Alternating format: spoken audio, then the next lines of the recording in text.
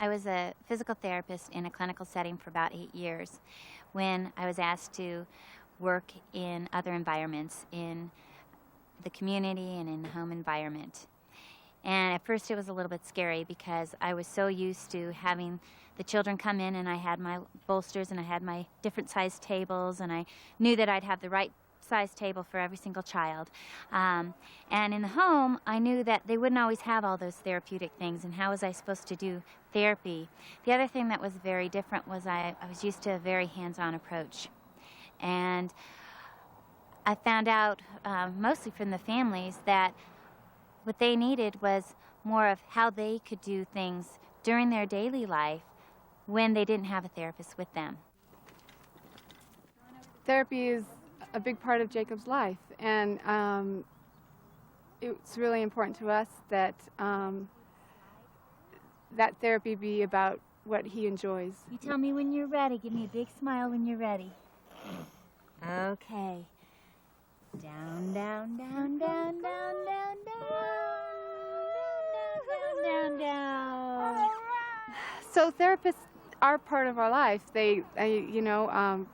Not something we planned on, but they are, because Jacob's disability, we need input from the therapists.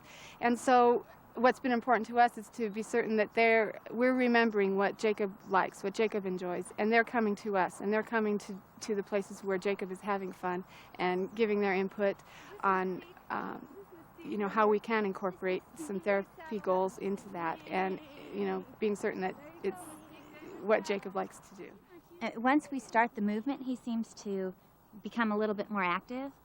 So let's try it again. And I didn't have to give him much support. And you'll be able to feel that too as we start to rock. I see my job with not only with Jacob's family, but with every family that I work with, is to just be able to offer them some advice on how to help their child participate in the community and in life as fully as possible and as independently as possible, and to help the family figure out ways that they can participate in the community and do the things that are really important to them. A nay-nay there and a nay-nay here, here and there, nay, everywhere, nay-nay. Old MacDonald had a farm, E-I-E-I-O. Good job, Jacob. All right, buddy. You're pushing with your hand. I felt like I served more as a consultant. Sometimes I would get in and I would show them some handling techniques that I have learned throughout the years that I could teach them that were very easy, that would help the child with their motor skills.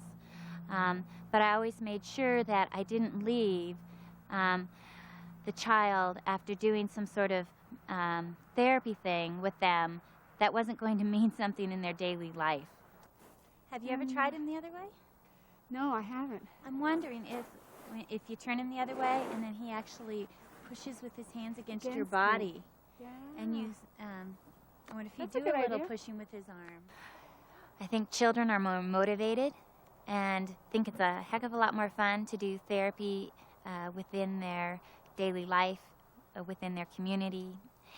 I think that parents get it rather than trying to replicate a therapeutic handling that they've seen in the clinic and try to make sense of that when they get home.